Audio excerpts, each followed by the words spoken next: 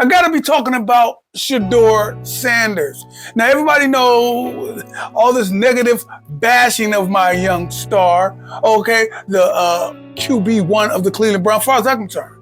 Every time I turn around, somebody on 92.3, on the YouTubular, somebody is talking negative about the young star, okay? And I think somebody needs to tell you guys why we hearing so much negative propaganda, negative insight, negative narratives about the young Sanders, right? I think I'm gonna go there. Okay, sometimes some people tell me, hey man, you make stuff a little too blunt, a little too black when you speak, but I got to go there.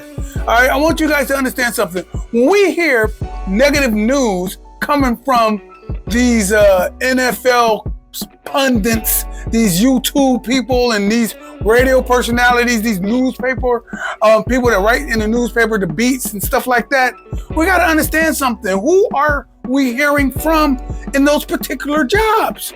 Who are they? What do they look like? What do they talk like? What do they swag like? Culturally speaking, who are these people?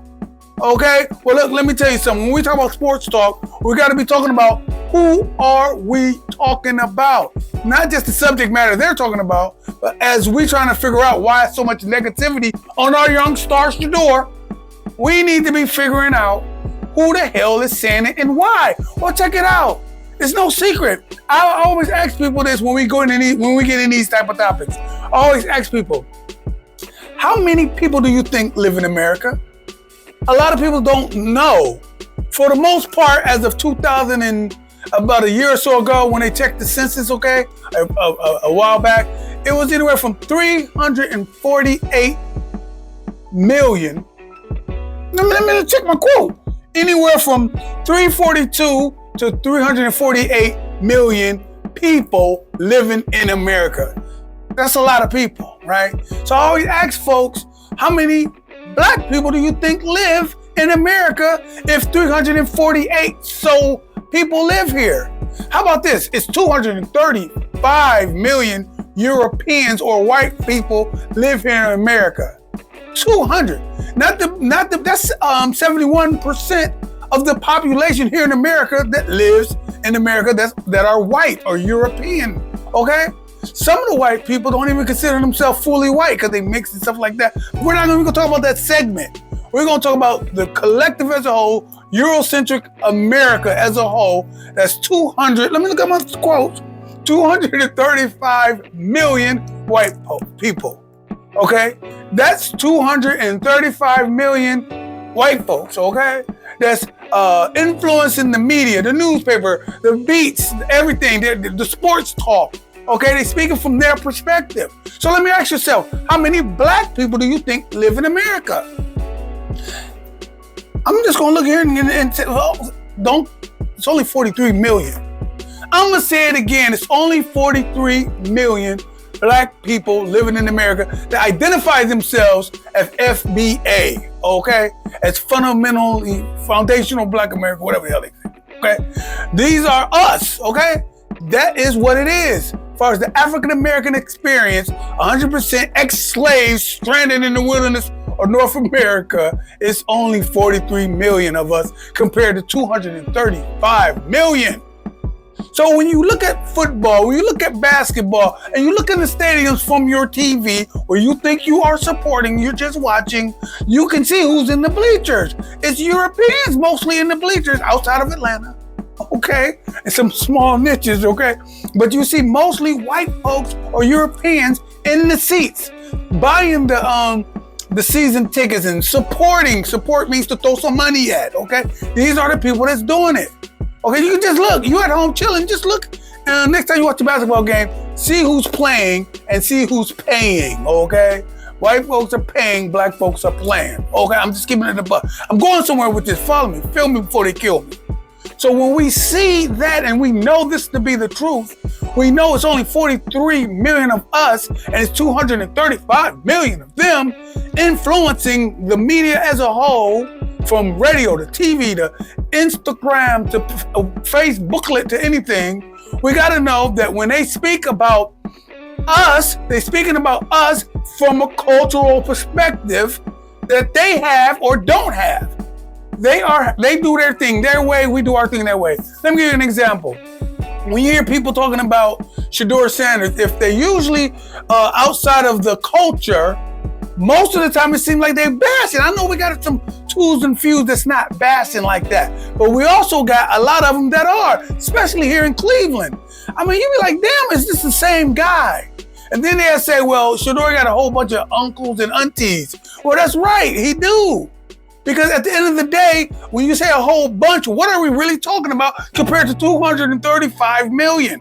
We're talking about the part of the 43 million that we have that's speaking up for the injustice and the downright disrespect of a football player that's only played 7 games from last year. Okay, so when we look at those numbers, we got to understand that when we hear Eurocentric America reporting on this guy, they're reporting on what they see. They're doing it from a cultural perspective, meaning they used to having point blank,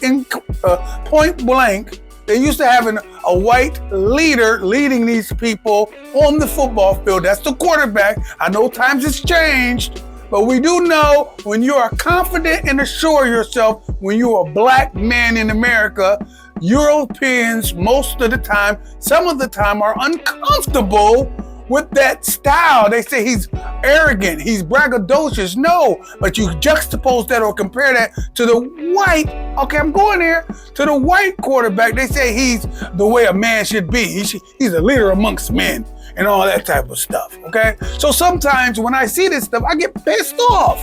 I'm like, man, you know what? I'm tired of hearing this shit. Okay, every time I turn around, they like saying stuff like the brother can't, I'm talking about Shedeur, the brother can't read the damn plays, ain't studying, don't know how to study, and we know what the truth is. Hell, I don't need to go over and over about what everybody else has been saying, like all the black YouTubers and stuff like that, trying to combat all the negative comments that's coming out of Cleveland, especially with the media, okay?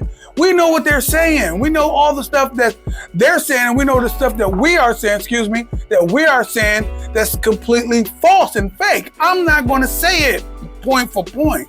But what I am going to say, we need more of us talking about us in a positive light, because there's way too many of them reporting on sports, and it's us playing the damn thing, and way too little of us, okay, that's reporting on us. So it looks like we are rallying up behind young Shedeur Sanders, and we are. And that's the only reason why I say, hey, I'm gonna add some sports to my commentary, because I feel it's my duty. I've been in media for years. I'm working for a black newspaper here in Akron, Ohio.